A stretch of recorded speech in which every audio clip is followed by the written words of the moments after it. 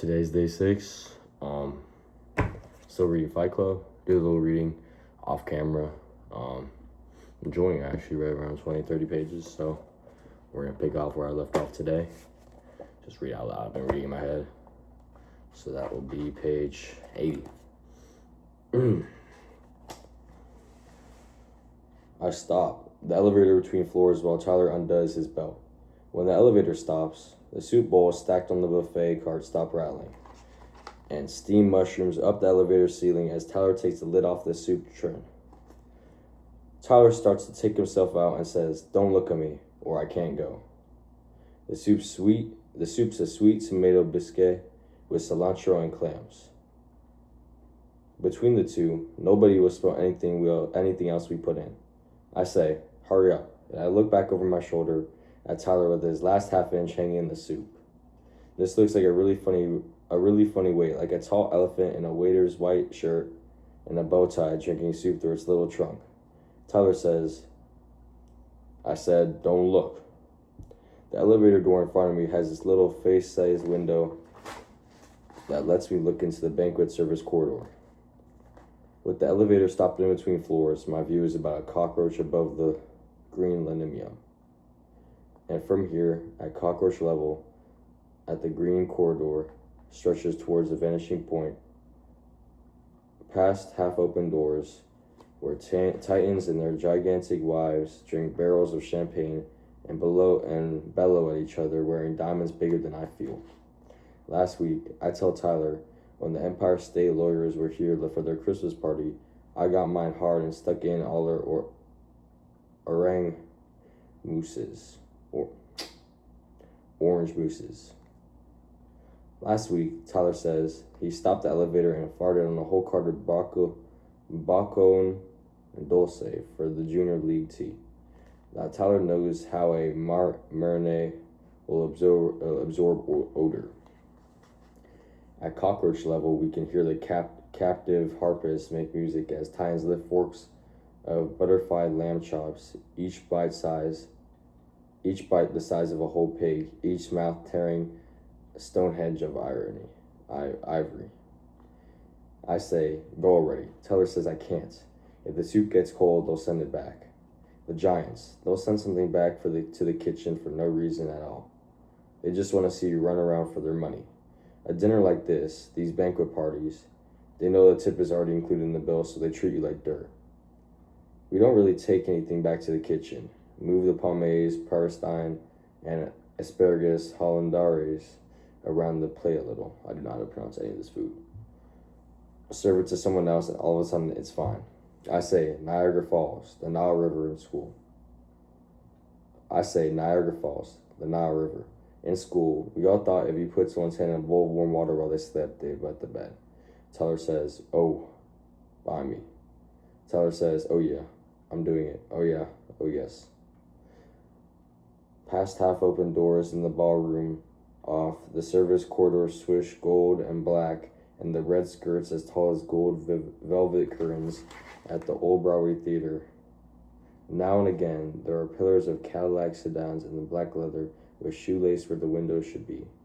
Above the cars move a city of office towers in the red cummerbunds. I'm gonna turn on a light. It's better. Okay. Not too much, I say. Tyler and me, we turn into the guerrilla terrorists of the service industry.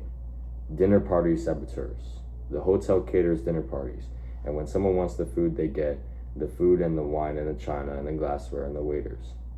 They get the works, all on one bill. And because they know they can't threaten you with the tip, to them you're just a cockroach. Tyler, he did a dinner party one time. This was when Tyler turned into a renegade raider.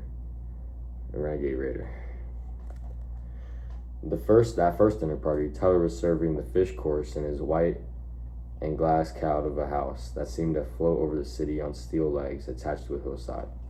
Part of the way through the fish course, while Tyler is rinsing plates from the pasta course, the hostess comes into the kitchen holding scraps of paper that flaps like a flag. Her hand is shaking so much. Through her clenched teeth, Madame wants to know Did the waiter see any of the guests go down the hallway that leads to the bedroom part of the house, especially any of the women guests or the host? In the kitchen, it's Tyler, Albert, and Len and Jerry rinsing and stacking the plates, and a prep cook, Leslie, blasting garlic butter on the artichoke hearts stuffed with shrimp and escargots. We're not supposed to go in that part of the house, Tyler says. We come in through the garage. All we're supposed to see is the garage, the kitchen, and the dining room. The host comes in behind his wife in the kitchen doorway and takes the scrap of paper out of her shaking hand. This will be all right, he says. How can I face those people, Madame says, unless I know who did this? The host puts a flat, open hand against the back of her silky white party dress that matches her house, and Madame straightens up her shoulders, squared, and all of a sudden, quiet. They are your guests, she says, and this party is very important. This looks in a really funny way, like a ventriloquist bringing his dummy to life. Madame looks at her husband, and with a little shove, the host takes his wife back to the dining room. The note drops to the floor, and the two-way swish of the kitchen doors sweeps the note against Tyler's feet. Albert says, "What does it say?" Len goes out to start cleaning the fish course. Leslie slides the tray of artichoke hearts back into the oven and says, "What does it say already?" Tyler looks right at Leslie and says, without even picking up the note, I have passed an amount of urine into at least one of your many elegant fragrances. Albert says, "You pissed in her perfume?" "No," Tyler says. He just left the note stuck between the bottles. She's about to get 100 bottles sitting on the mirror and the counter of her bathroom. Leslie smiles. "So you didn't, really?" "No," Tyler says. But she doesn't know that. The whole rest of the night, in that white and glass dinner party in the sky, Tyler kept clearing plates of cold artichokes, then cold veal with cold pomace duchess, then cold cauliflower a la polonaise from in front of the hostess, and Tyler kept filling her wine glass about a dozen times. Madame sat watching each of her women guests eat up the food until between clearing of the sorbet dishes and serving the apricot gâteau. Madame's place at the head of the table was all of a sudden empty.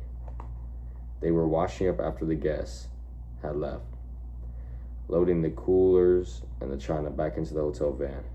When the host came into the kitchen and asked, would Albert please come help him with something heavy, Leslie says maybe Tyler went too far. Loud and fast, Tyler says, "How they kill whales." Tyler says, "To make that perfume that costs more than $1 per ounce. Most people have never seen a whale." Leslie has 2 kids in an apartment next to the freeway, and Madame Hostess has more bucks than we'll make in a year in bottles on her bathroom counter. Albert comes back from helping the host and dials 911 on the phone. Albert puts a hand over the mouth and says, "A man, Tyler shouldn't have left that note." Albert puts a hand over the mouth part and says, "Man, Tyler shouldn't have left that note." Tyler says, "So tell the banquet manager, get me fired. I'm not married to this chicken shit job." Everyone looks at their feet. Getting fired, Tyler says, is the best thing that could happen to any of us. That way, we quit treading into water and do something with our lives. Albert says into the phone that we need an ambulance and that the address. Albert says into the phone that we need an ambulance and the address.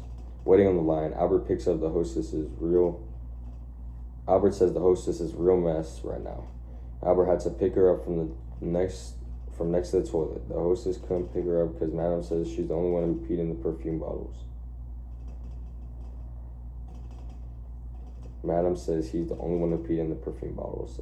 And she says he's trying to drive her crazy by having an affair with one of the women guests tonight, and she's tired of all the people trying to call her friends. The host can't pick up her phone. Madame's fallen down the toilet in her white dress, and she's waving around half a broken perfume bottle. Madame Says she'll cut her throat, and he even tries to touch her. Tyler says, cool. And Albert stinks, Leslie says. Albert, honey, you stink. There's no way you could come out that bathroom not stinking. Albert says, every perfume bottle is broken on the floor, and the toilet is piled full of the other bottles. They look like ice, Albert says. Like at the fanciest hotel parties where you have to fill the urinals with crushed ice.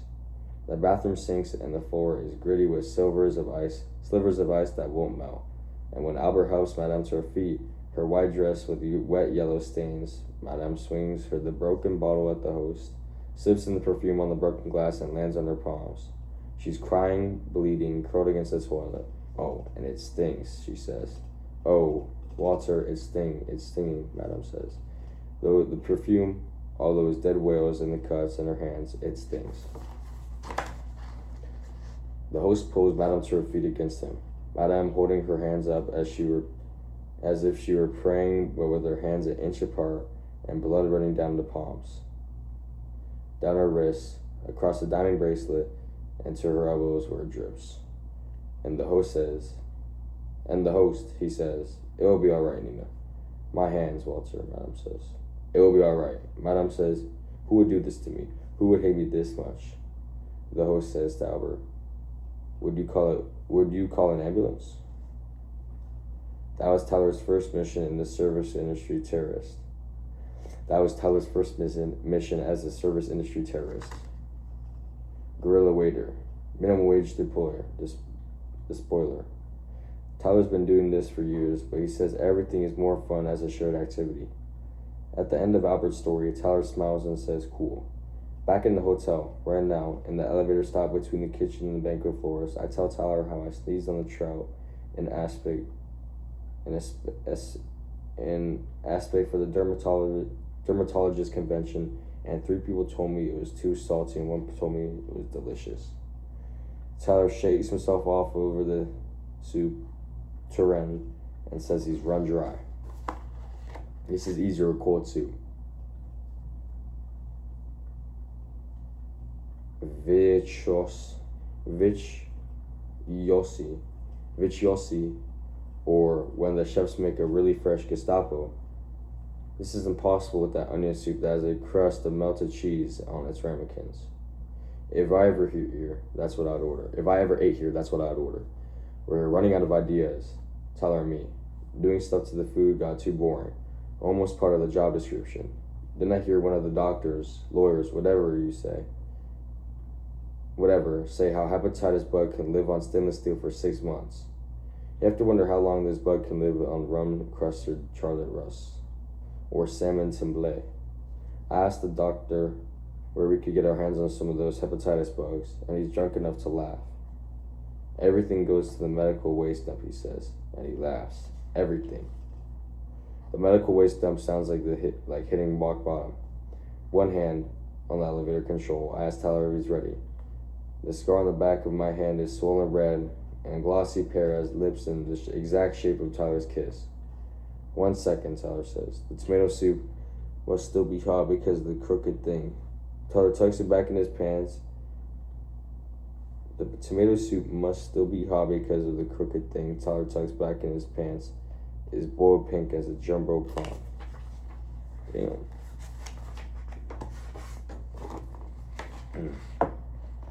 In South America, land of enchantment, we could be waiting. In South America, land of enchantment, we could be wading in a river where tiny fish will swim up Tyler's urethra. The fish have barbed spines that flare out and back, so once they're up Tyler, the fish set up housekeeping and get ready to lay their eggs. In so many ways, how we spent Saturday night could be worse. It could have been worse, Tyler says. What we did with Marla's mother. I say, shut up. Tyler says the French government could have taken us to underground complex outside of Paris, where not even surgeons but semi-skilled technicians with razors would razor out our eyelids, a part of toxicity testing and aerosol training spray. This stuff happens, Tyler says. Read the newspaper. What's worse is I know Tyler's been up to with Marla's mother. But for the first time since I've known him, Tyler had some real play money. Tyler's making real bucks. Nordstrom called and left an order for 200 bars of Tyler's brown sugar facial soap before Christmas at $20 a bar, suggested retail price. We had money to go out on Saturday night, money to fix a leak in the gas line, go dancing. Without money to worry about, maybe I'd quit my job. Tyler calls himself the Paper Street Soap Company. People are saying it's the best soap ever. What would have been the worst?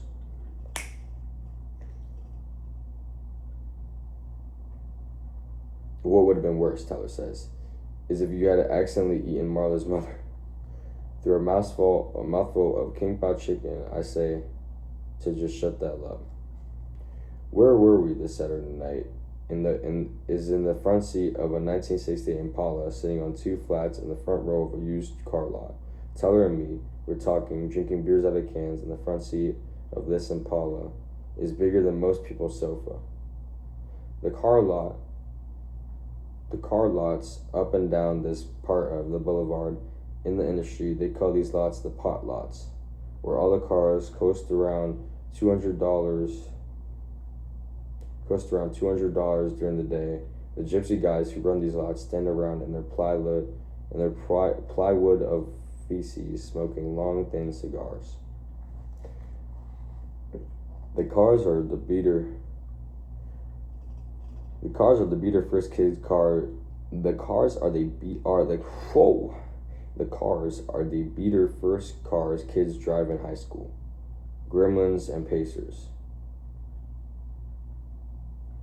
Mavericks and Hornets, Pintos and International Harvesters, pickup trucks, lower Camaros and Dusters and Impalas, cars that people loved and then dumped, animals at the pound, bridesmaid dresses at Goodwill, with dents of gray or red, black perimeter quarter panels and rocket panels with lumps of body putty that no one ever got around to sanding, plastic wood and plastic leather and plastic chrome interiors. At night, gypsy guys don't even lock the car doors. The headlights on the boulevard go behind the prints painted on the Impala wraparound windshield. See the USA. The price is $98. From the inside, this looks like 89 cents.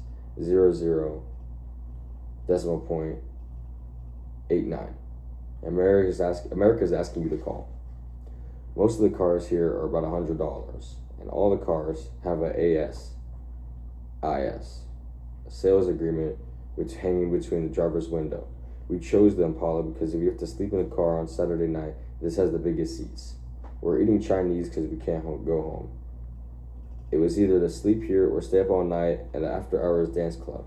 We don't go to dance clubs. Tyler says the music is so loud, especially with the bass tracks, that screws with his biorhythm. The last time we went out, Tyler said the loud music made him constipated. This and the club was too loud to talk, so after a couple of drinks, everyone feels like the center of attention, but completely cut them off from participating with anyone else. You're the corpse of it in an English murder mystery. What the? We're sleeping in a car tonight because Marla came to the house and threatened to call the police and have me arrested for cooking her mother. And then Marla slammed around the house screaming that I was a ghoul and a cannibal, and she went kicking through the piles of Reader's Digest and National Geographic that I left there. In a nutshell, after her accidental purpose on suicide with Xanax and Regent at the Regent Hotel, I can't imagine Marla calling the police, but Tyler thought it would be good to sleep out, just in case. Just in case Marla burns down the house, just in case Marla goes out and finds a gun, just in case Marla is still in the house, just in case I try to get centered. Watching White Moon Face. The stars never feel anger. Blah, blah, blah. The end. Here, with the cars going by on the boulevard and a beer in my hand in the Impala, with its cold, hard Basquiat steering wheel, maybe 3 feet in diameter, and the cracked vinyl seat pinching my ass through my jeans, Tyler says, One more time. Tell me exactly what happened. For weeks, I ignored what Tyler had been up to. One time, I went with Tyler to the Western Union. For weeks, I ignored what Tyler had been up to. One time, I went with Tyler to the Western Union office and watched as he sent Marla's mother a telegram. Hideously wrinkled. Stop. Please help me. And Tyler had showed a clerk Marla's library card and signed Marla's name next to the telegram order and yelled, "Yes! Marla can be a guy's name. Sometimes." And the clerk could just mind his own business. When we were leaving the Western Union, Tyler said if I loved him. I trust him. This wasn't something I didn't know about Tyler. Tyler told me he took the garbanzos for hummus. What really scared me wasn't the telegram as much, it was eating out with Tyler. Never had Tyler ever paid in cash for anything. For clothes, Tyler goes to gyms and hotels and claims clothing out of the lost and found. This is better than Marla, who goes to laundromats to steal jeans out of the dryers and sell them for $12 at a pair at those places that buy used jeans.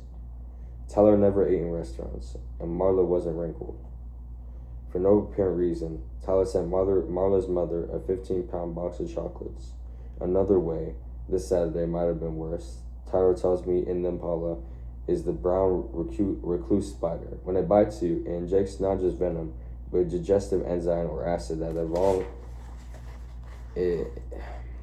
dissolves tissue around the bite, literally melting your arm or leg or your face. Tyler was hiding out tonight when this all started. Marla showed up at the house without even knocking. Marla leans inside the front door and shouts, "Knock, knock."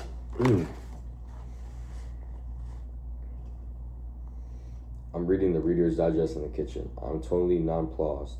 Marla yells, "Tyler, can I come in? Are you home?" I yell, "Tyler's not home." Marla yells, "Don't be me." By now, I'm not at the front door. Marla's standing in the foyer with Federal Express overnight packaging and says, "I need to put something in your freezer." I dog her heels on the way to the kitchen saying, No. She's not going to start keeping her junk in the house. "But, Pumpkin," Marla says, "I don't have a freezer at the hotel and you said I could." "No, I did not. That was the last thing I want is Marla moving in, one piece of crap at a time."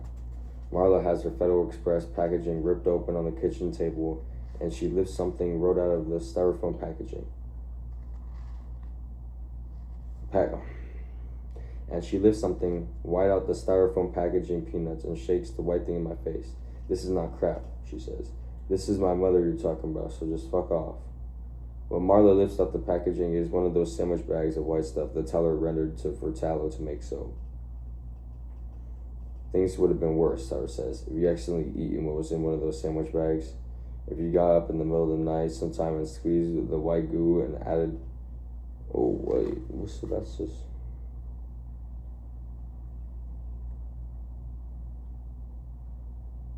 Well, Marla lifts out the packaging. It's one of those sandwich bags of white stuff that Tyler rendered for tallow to make soap.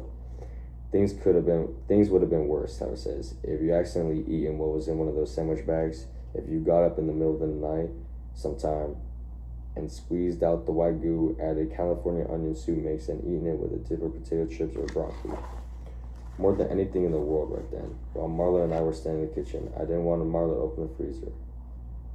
I asked, what was she going to do with the white stuff?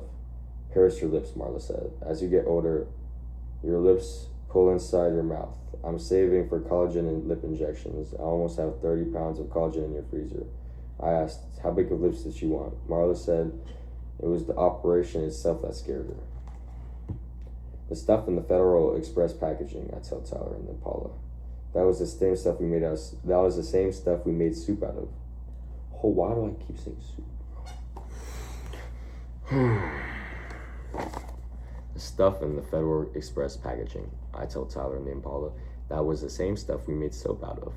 Ever since silicone turned out to be dangerous, collagen has been the hot item to have injected in to smooth out wrinkles or puff up the thin lips or weak chins. The way Marla had explained it, most collagen you get cheap is from a cow fat that had been sterilized and processed. But what kind of cheap collagen doesn't last But that kind of cheap collagen doesn't last very long in your body. Wherever you get it injected, say your lips, your body rejects it and starts to poop it out. 6 months later, you have thin lips again. The best kind of collagen, Marla says, is your own fat, sucked out of your thighs, processed and cleaned, and injected back into your lips, wherever. This kind of collagen will last.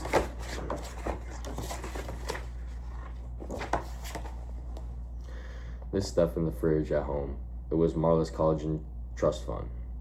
Whenever her mom grew any extra fat, she had it sucked out and packaged. Marla says the process is called gleaning. If Marla's mom didn't need the collagen herself, she sends the package to Marla. Marla never has any fat of her own. Marla never has any fat of her own, and her mom figures that family collagen would be better than Marla ever having to use a cheap cow kind. Street light along the boulevard comes through the sales agreement and the printed window. In the window and prints ASIS on Tyler's cheek. Spiders, Tyler says, could lay their eggs on larvae.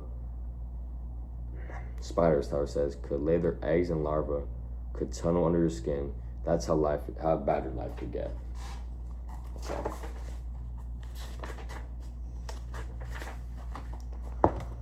Right now, my almond chicken and its warm, creamy.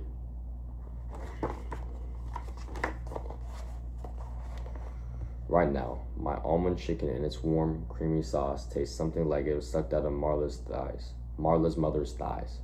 It was right then, standing in the kitchen with Marla, that I knew Tyler had done horrendously wrinkled. What Tyler had done, hideously wrinkled. And I knew why she's saying, Candy to Marla's mother. Please help, I say. Marla, you don't want to look in that freezer. Marla says, do what? We never eat red meat, Tyler tells me in Impala. And he can't use chicken fat in the soup or it won't harden into the... Oh my gosh. We never eat red meat, Tyler tells me in Impala. And he can't use chicken fat or the soap won't harden into a bar. The stuff, Tyler says, is making us a fortune. We paid the rent with that collagen, I say. You should have told Marla. Now that she thinks I did it. Soapification, Tyler says. It's a chemical reaction when you need too much.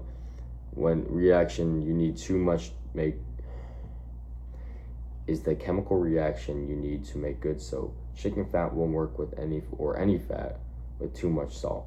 Listen, Tyler says. We have a big order to fill. What we will do is send Marla's mom some chocolates and probably some fruitcakes. I don't think that'll work anymore. Long story short, Marla looked in the freezer. Okay, there was a little scuffle at first. I try to stop her, and the bag she was holding gets dropped and breaks open on the linoleum. We both slip in the greasy white mess and come up gagging. I have Marla around the waist from behind. Her black hair wiping my face, her arms pinned to her sides, and I'm saying over and over, it wasn't me, I didn't do it. My mother, you're spilling all over her. We needed to make soap, I say with my face pressed up behind her ear.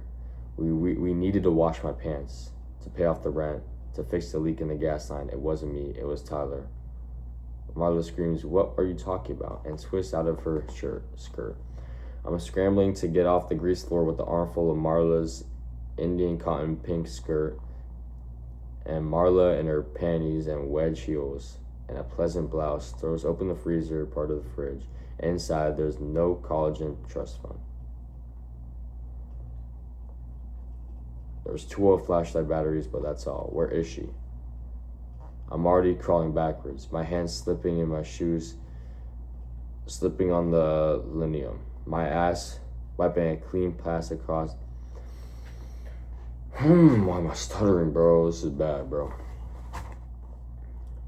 I'm already crawling backwards, my hands slipping, my shoes slipping on the linoleum, my ass wiping a clean pass across the dirty floor away from Marla in the fridge. I hold up the skirt so I don't have to see Marla's face when I tell her the truth. We made soap out of it. Her, Marla's mother. Soap? Soap. You boil fat, you mix it with lye, you get soap. When Marla screams, I throw the skirt in her face and run. I slip, I run. Around and around the first floor. Marla screams after me. Skidding on the corners, pushing off against the window casings for momentum, slipping, leaving filthy handprints of grease on the floor and dirt among the wallpaper, falling and sliding into the wainscoting, getting back up, running. Marla screaming, "You boiled my mother." Tyler boiled her mother. Marla screaming, always one swipe of her fingernails behind me. Tyler boiled my mother. You boiled my mother.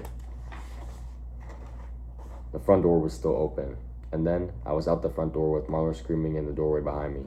My feet didn't slip against a concrete sidewalk, and I just kept running until I found Tyler, or until Tyler found me and I told him what happened.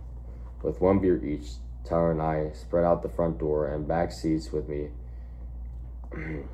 With one beer each, Tyler and I spread out on the front and back seats with me in the front seat. Even now, Marla's probably still in the house, throwing magazines against the walls and screaming how I'm a prick and a monster and a two-faced capitalist suck-ass bastard. The miles of the night between Marla and me offer insects and melanomas and flesh-eating viruses. Where I'm at isn't so bad. When a man is hit by lightning, Tyler says, his head burns down and to a smoldering baseball, and his zipper welds itself shut. I say, did we hit bottom tonight? Tyler lies back in his seat and asks, if Marilyn Monroe was alive right now, what would she be doing? I say, good night.